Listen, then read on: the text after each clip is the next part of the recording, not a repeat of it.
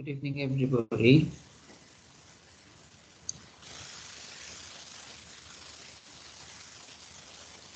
I think you can hear me. If you can't hear me, please respond.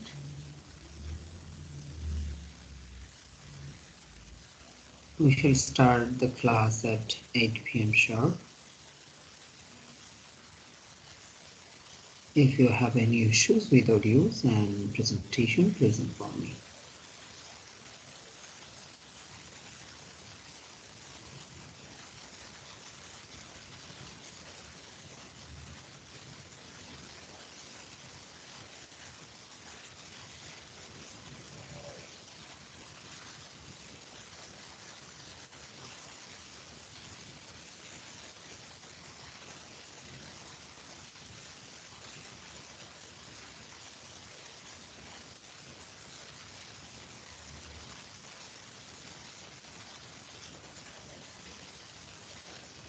So my presentation is about Project MEAL. MEAL stands for Monitoring, Evaluation, Accountability and Learning.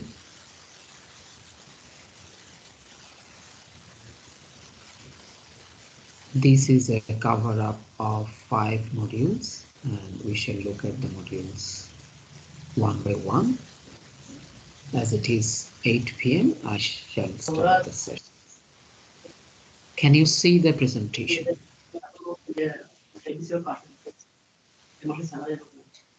আমাদের decision pass হয় নাই মেরা কইতে চাইছিলাম আমার কাছে কোনো টাকা নাই আমাদের এমনি স্যালারি দেবে না So thank you very much for joining the session. My name is Zafari. I am in the development and healing principle for the last 20 years. And today I will be presenting the session on Project MEAL. I hope that if you have any questions, we will give opportunity to ask questions so that you can ask your question in English. You'll get the replies. After the session, you will get the presentation in your email address, and you will get the video link so that you can see the videos later, and also you will get the certificate. So let's start. During the workshop, we have some simple requests. I hope you can see them, to mute yourself so that there will be no background sounds. And if you have any questions, you can ask in the question time. And if you have any concerns, you can chat in the chat box. So today's workshop is a 2 hours workshop. In this workshop, we shall cover 5 modules on MEAL. Module 1 is Introduction to MEAL in a Project Management Structures. How MEAL works in a project management structure means in every project how MEAL is fitting, how MEAL works. Then module 2, how can we design logic model of a specific project. Then module 3, how can we plan MEAL activities regarding a project, and also how we collect MEAL data. As a project manager, how can we work with MEAL team regarding collecting MEAL data, qualitative data and quantitative data. Then analyzing MEAL data. As a project manager, many times we need to work with MEAL team, and if we don't have a MEAL officer, maybe in many cases you need to analyze the MEAL data and you need to prepare the report. So after each module, there will be question time, 5 minutes. In that question time, you can ask your questions. So let's jump into module 1, which is Introduction to MEAL in a Project Management Structure. Let us start with defining MEAL. MEAL stands for Monitoring, Evaluation, Accountability and Learning. In many organizations, you will see many terms like MEAL, means monitoring, evaluation, learning. In some organizations, you will see PMEL, planning, monitoring, evaluation, accountability, and learning. In some organizations, you can see MERL, MERL, monitoring, evaluation, reporting, and learning. So the terms can vary in organizational structure, but the main thing is ensuring accountability through monitoring and evaluation and informing learning to the donor and the beneficiaries and other stakeholders. So the present term MEAL stands for monitoring, evaluation, accountability, and learning, where monitoring means it's a continual and systematic collection of data and provide information about project progress. So monitoring is all about collecting data continuously and through a planned schedule. Evaluation means it's a terminal activity like 6 months or 1 year, and it focuses on the impact and effectivity of the interventions or the activities. Then accountability is a mechanism through which we ensure our responsibility to the project participants, means beneficiaries, donors, partners, and organization, and also other stakeholders. Then learning is a culture of reflection, where how we get learning from our activities and how can we improve ourselves. That is the definition of MEAL. Let's jump into if you have any questions, please note one Union Parishad member. So I need to ensure representation in the FGD. So in every MEAL activity, be it FGD, be it KII, be it a PDM, post distribution monitoring, I need to ensure representation. Then informed consent in every MEAL activity, be it FGD, be it KII, be it any photo, maybe I am taking a photo for reporting, but I need to take informed consent from the users or from the participants. Then privacy and confidentiality. We need to ensure privacy and confidentiality. What is privacy? Privacy means, suppose I am conducting a KII. So I cannot conduct the KII in an open space. Maybe I can bring the participant in our office, there, or in his home, or in a private space. So people cannot see him or her. Then confidentiality. Every data we collect from the beneficiaries or the stakeholders for MEAL purpose must keep confidentiality. We can only publish the report, not the data. So we need to ensure confidentiality. Then participant safety. We need to ensure safety of the participants of FGDs or KIIs or PDMs, means post-distribution monitoring, or any other MEAL activities. Then data minimization. We need to ensure data minimization. For example, we have a study and the beneficiary size is 500. So maybe we can conduct 2 or 3 FGDs or 5 FGDs, maybe maximum. But if we conduct 10 FGDs for only 500 beneficiaries, I think this is too much. So we need to ensure data minimization.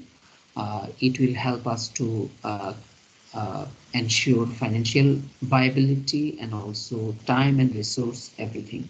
It will help us to minimize the cost and resources. In every MEAL activities or in MEAL, there are some cross-cutting themes, like we need to ensure participation from all relevant groups. We need to understand the local context, and also we need to raise understanding among the stakeholders, and also we need to increase local level capacity. We need to have improved communication with the stakeholders and others. Then we need to understand how can we allocate the resources efficiently. And also staff members have some critical behaviors. I think you can look at it. I am skipping it as nowadays organizations are more careful about it. Now, if you have any questions, please raise on module 1. We have completed module 1, then we will jump to module 2. If you have any questions, you can ask the questions.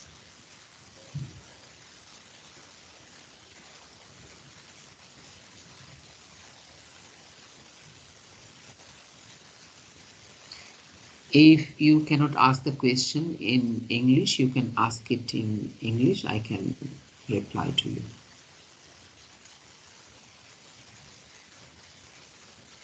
Or if you cannot ask, if you cannot ask the question in English, you can ask in Bangla. I can try to make you understand in Bangla.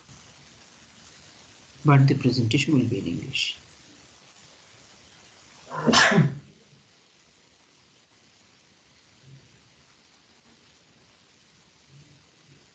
All right, I am jumping into module 2.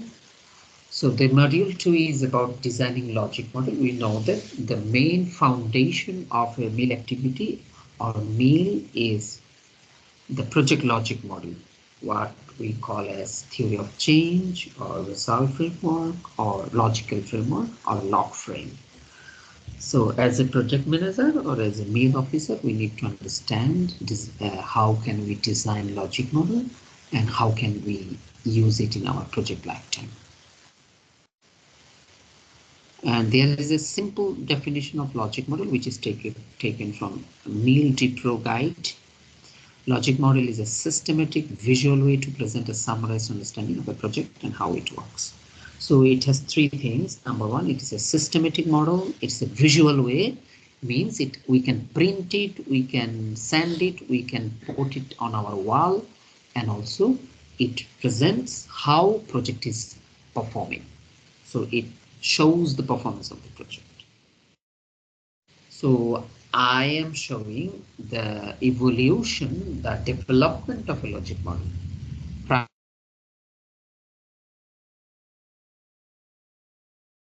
We create a theory of change of a project. Then we create a result framework, then we create a logical frame.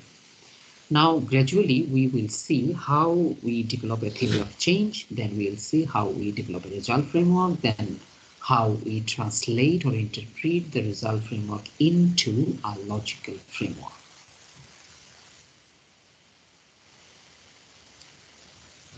Naturally and generally in Bangladesh, we often use log frame or logical framework, which is consists of some objectives, indicators, and measurement methods and assumptions. So we use it to show the overall project in one box, one 4-4 diagram. So you see in the template that it has 4 columns, which are objective statements, indicators, and measurement methods. Indicators we call it OVI, objectively verifiable indicator, and the measurement method is called as means of verification, MOV, then assumptions.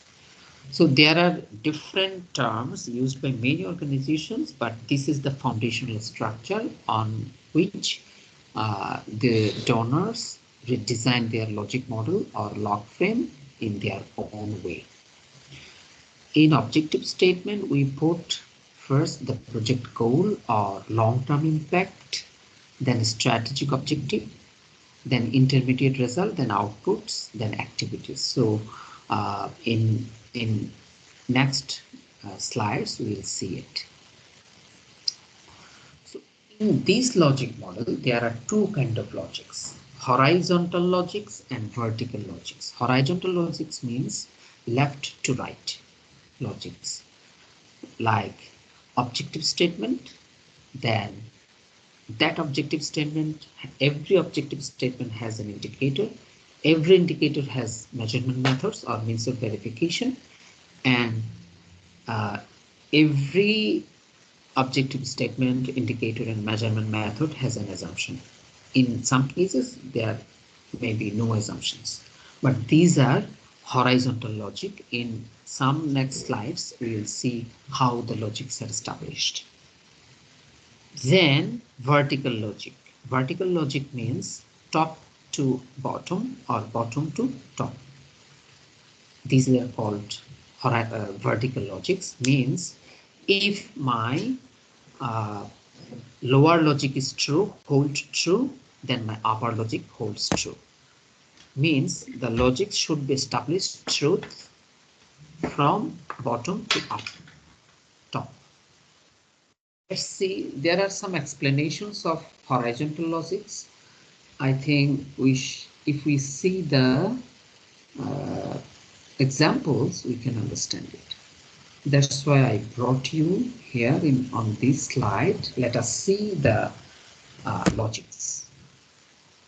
For example, I have an activity. The activity is training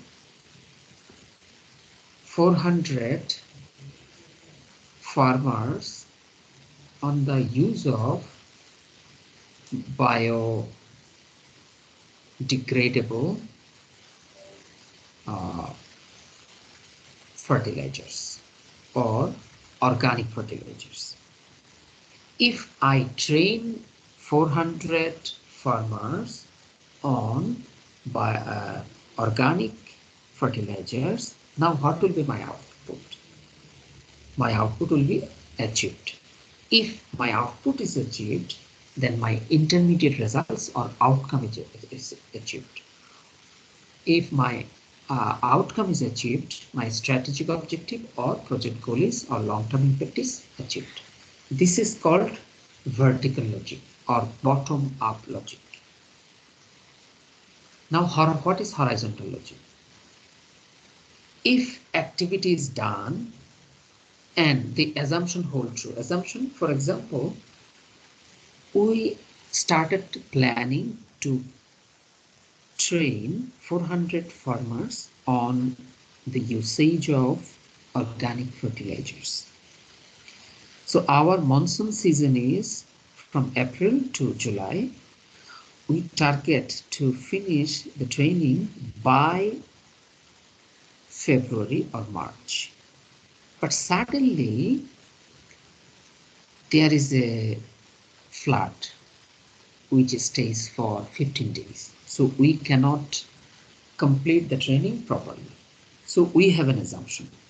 As we target to train the farmers between January to February, March, so we put an assumption that if there is no flood or natural disaster. So now the activity is training 400 farmers. The assumption is if there is no natural disaster. Now, if I can train 400 farmers and if there is no natural disaster, so my output is achieved. What is my output? My output may be 400 farmers are trained on sustainable agriculture.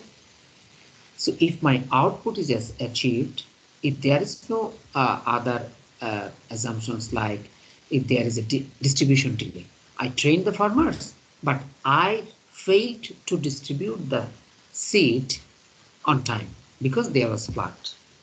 So in this layer, my output achievement will be delayed. Then my outcome is achieved. So that is called horizontal logic. Means my activity, I can accomplish the activity if the assumption doesn't happen or if the assumption stays true.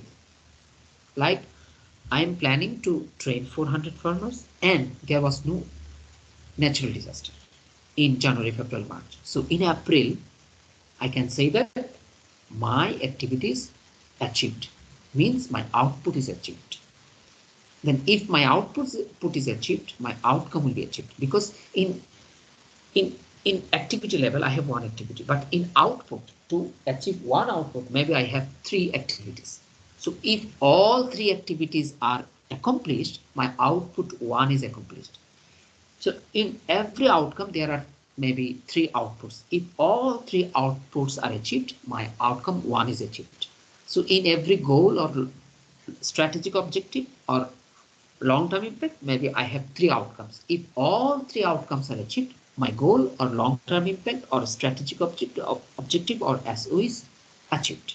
So that is horizontal logic, means from left to right logic. At the same time, every left to right logic has a bottom-up logic, means vertical logic. That's how logics are going up. You see, from activity to assumption, there is an arrow. From assumption to output, there is an arrow. It goes like this. So there are some examples of the sentences, means the diction of or literature for writing log frame, maybe like in goal level or long-term impact level, we write a sentence uh, like the activity has been achieved, like uh, raised awareness among 400 farmers, or sustainable farming is achieved, like this sentence. In a strategic objective, in many organizations, goals and strategic objective is aligned as goal or as impact. So the sentences of the term we use in both level is almost same. But in outcome level, which is called intermediate result by USAID and outcome by other organizations, we use also as the result has been achieved, like increased awareness among farmers, or achieved increased awareness among farmers, or raised awareness, or accomplished sustainable farming, like this. But in output level,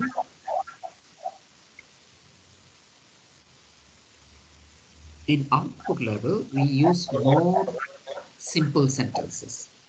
But still now we use like the activity has been achieved, the target has been achieved. So the sentences are more generalized. Like for example, if it is, for example, in the agriculture project, we target uh, to distribute uh, uh, organic seeds among the farmers. So we write distributed organic seeds among the farmers. So these are the diction or literature for writing log frames. So if you have a question on log frame or logical framework, you can ask. Then we can jump into module 3.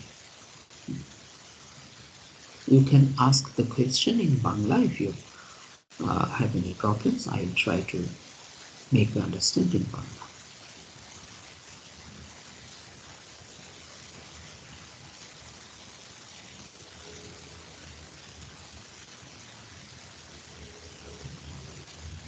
Okay, if you don't have any question, I'm jumping into module 3. Module 3 is planning meal activity. How can we create a meal plan? We know that as a project manager, we need to create meal plan. So in this module, I'll discuss about planning meal activities. To plan meal activity, we need first of all customer review or feedback or comment from the beneficiaries. What are the tools? We need to develop a performance management plan, PMP, then integrated performance tracking table. PMP is the main meal framework. PMP is always called as meal framework. Then in many other organizations, it is called as MNE plan or monitoring and evaluation plan. Then integrated performance tracking table, IPTT. Then we need to develop a feedback and response mechanism flowchart. which is FRM flowchart or CFM flowchart we call, then learning plan, then also meal communication plan. Then we may summarize the evaluation table. Then we develop a terms of references for evaluation, as we need to hire consultants to conduct the evaluation. So these are the planning tools we need to develop in this stage. There is a format or template of performance management plan, PMP. This is the reflection of the log frame. So here we put everything together.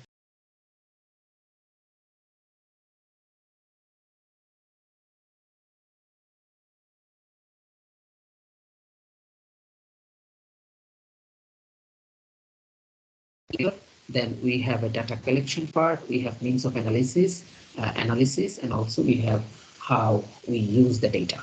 So we put everything here in this PMP. Or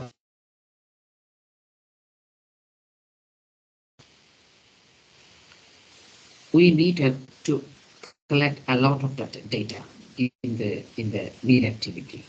So we collect data through survey, through literature review, through KII, key informant interview, FGD, focus group discussion, field visit, spot check, then PDM, post distribution monitoring, and this is the explanation of the PNP, project management, performance management plan. Then there are different timing and frequency.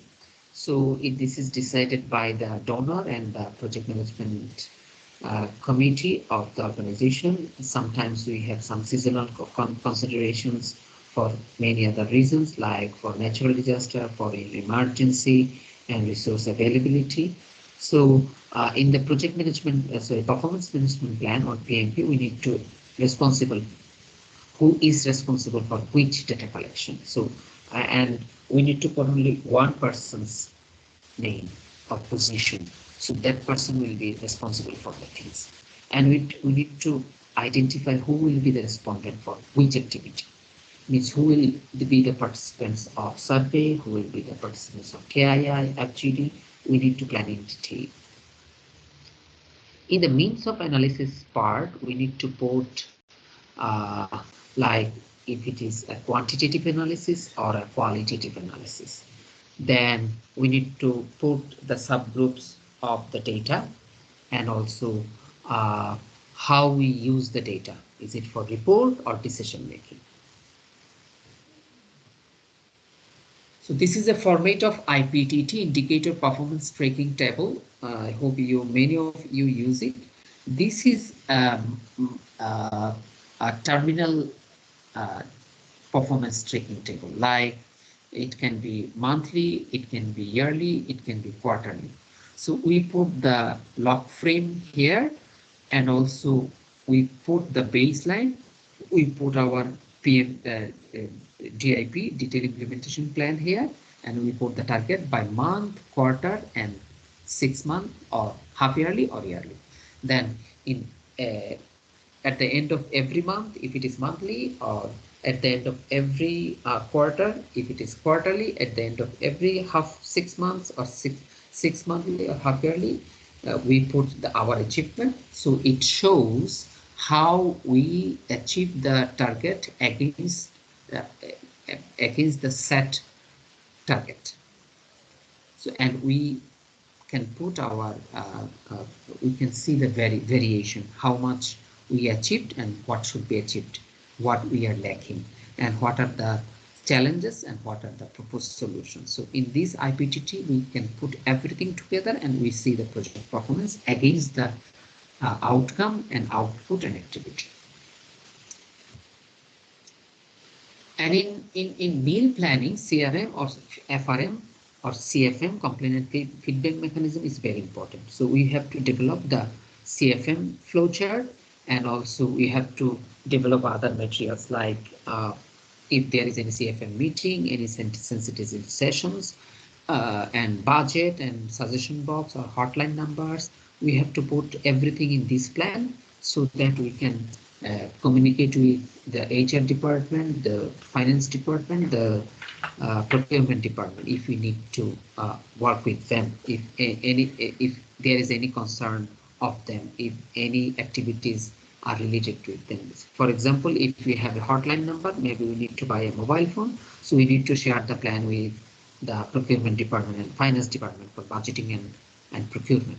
So like this, if we have if we need to include recruit a CFM officer, we must share it with the HR department and finance department. For budgeting, for HR department to recruit CFM officer. Then this is a CFM flowchart, which is used by many organizations generally. So I think it's very easy. I will take time to explain it. But now evaluation planning. Every project there are some budget for evaluation. So at the very beginning of the project, we need to have an evaluation plan. So in this evaluation plan, we have to put the purpose of the evaluation, the priority questions, what is the time of evaluation, and when the evaluation will start and when the evaluation will end, and what is the budget for the evaluation. So in evaluation, we check basically 5 things: the relevance of the project activities, and efficiency, effectiveness, impact, and sustainability. So before setting the evaluation TOR or developing the TOR for the consultant, as a project manager or a meal officer, we have to develop the TOR so that the TOR will encounter all these 5 criteria of evaluation. Now, in a project management structure, why we need a meal chart or a meal officer or a meal plan? Because we need to ensure better project performance for donor, for beneficiaries, for stakeholders. Then a Gantt chart means is a short version of the entire meal plan. It's important as it helps the donor and the project management governance committee or the project management implementation committee or project implementation committee and the project manager to see the to see the project target in a visual way. And also we need a meal budget, as there are some budget in meal activities, and if we have a meal plan, we know exactly how much we are spending for meal activities.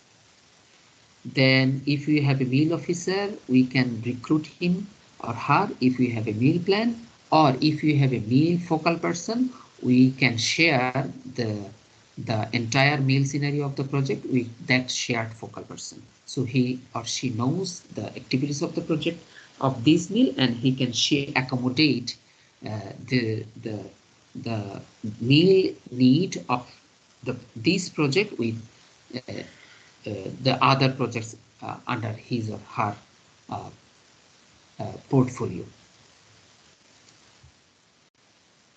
So this is a Gantt chart. We know the Gantt chart is a very simple thing. It shows the activities as per month or year or quarter in a very precise manner. So every stakeholder of the project can see the things. As a project manager or meal officer, we need to develop a meal budget. Because meal activity requires a lot of money, and we need to procure the things on time, as we need to ensure the project quality and also reporting on time. So it can be staffing cost, it can be equipment cost, material cost, travel, and other things. So now if you have any question on module 3 on I think I can encounter the questions, then we will start module 4.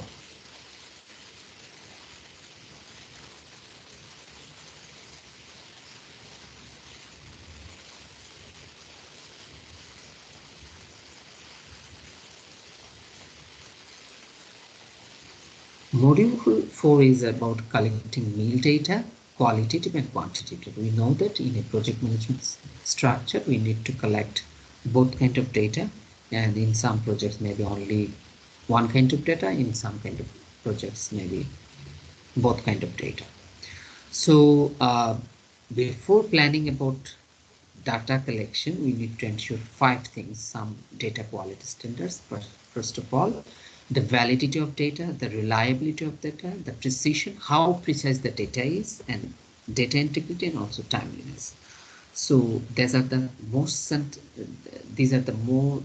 sensitive things we can take care of during before data collection.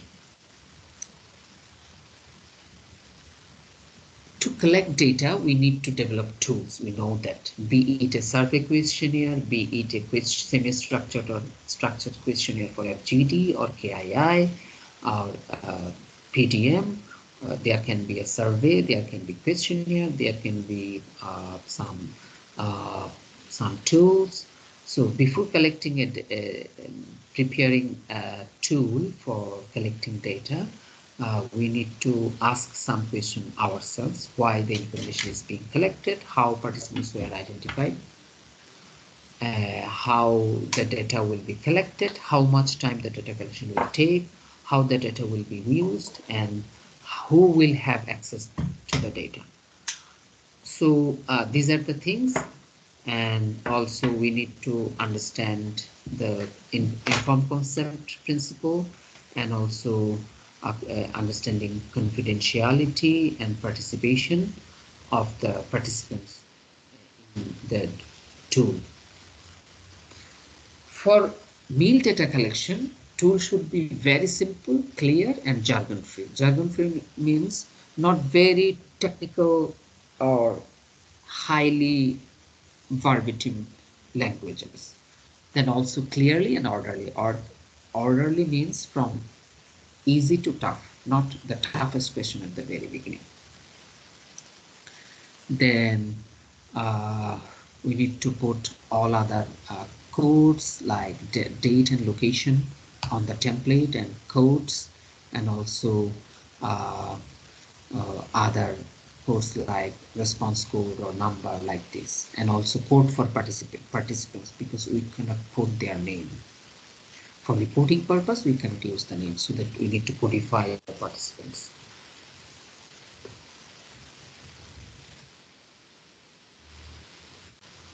For qualitative data collection, we use basically questionnaire, like structured questionnaire. Basically, we use it for KII.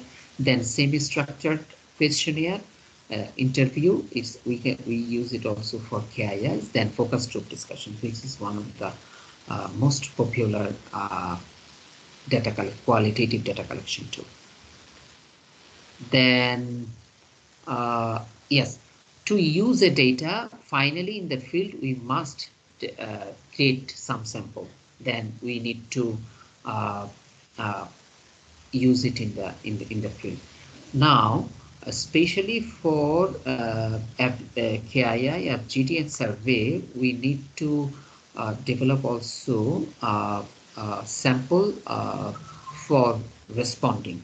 So there are 2 methods: random sampling. Random sampling means we don't have a specific selection of respondents, but randomly we identify or we select the respondents. There are some purposive sampling where it is kind of non-probability sample, so that we use it based on our judgment of the consultant, so that we can have a specific result. So it depends on how the nature of the project or the nature of the intervention. Random sampling, there are some specifications, I think, like for random sampling, it's like kind of we can choose the participant, and there are less bias in these kind of sampling. But in purposive sampling, there can be more biases. So we have to be very careful during purposive sampling.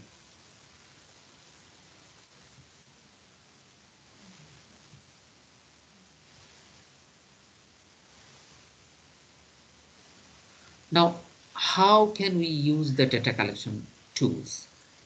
Step one, if the beneficiaries are from different languages, we need to translate the data collection tool. And also we need to train the data collectors and test the tool in the field if the tool is usable or not. Then step 3, we need to revise the tool and we need to finalize the tool. Then we need to plan for implementation, means in which week, the date, specific date, area, population, we need to finalize everything. Then we need to plan the data collection, and also we need to manage the data. So data management is very important in entire meal activities because it's a process and it has some phases like data cleaning, data storage and security management, data retention and disposal. So from entry to disposal, it must be very careful, and we have to follow each steps with extreme care. Data entry means putting data either through electronic devices or in a printed form. Then data cleaning is cleaning the data if there is mistaken data, there are unclear data. This is data cleaning.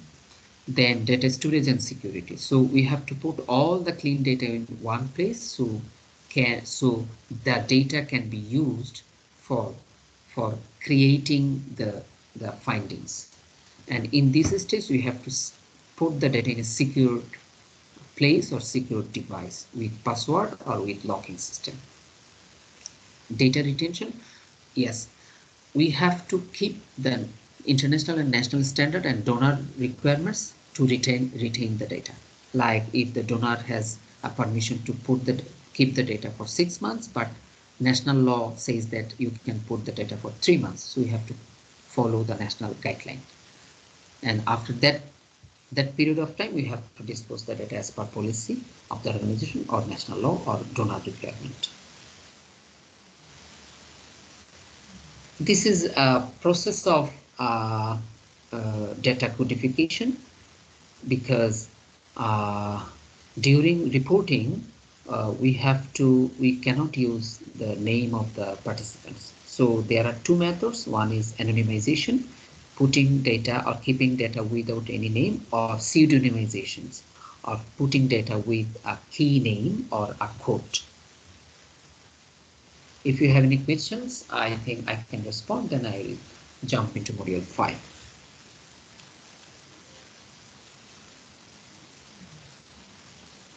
So once data is collected, now it's our time to analyze the meal data.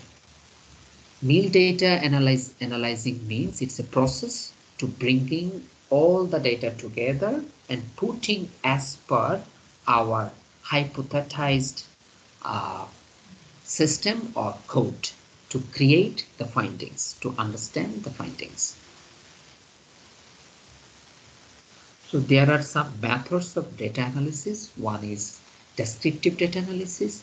So it is the analysis of a data set to describe or show or summarize data in a meaningful way so that patterns might emerge. Means we can create a finding.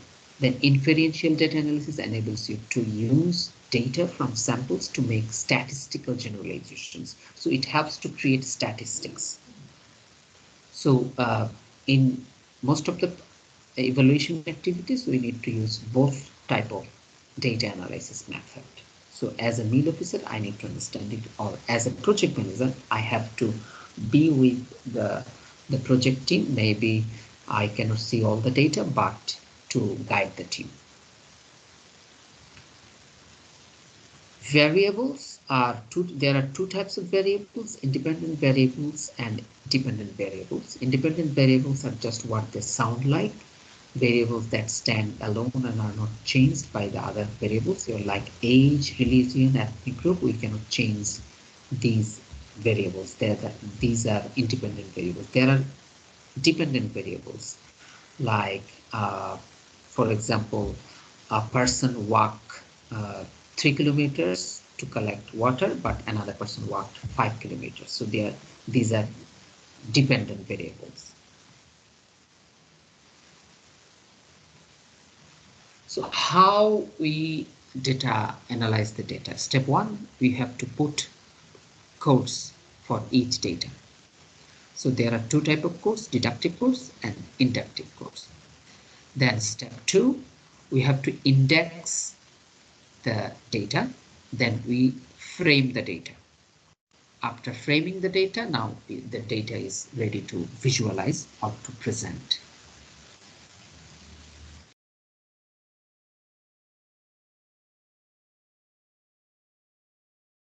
The beneficiaries, the stakeholders, the donor, the users, everybody is relevant to the project. What happens in the project? So that is the data visualization. There are 4 steps of data visualization. First, we have to define the stakeholder. Who are the stakeholders of the project? Then what are the content of the visualized data? And we have to design and test the visualization and build your visualization. This final visualization is ready. If you have any questions, we can discuss now on module 5 or on the whole presentation. You can ask in Bangla or English.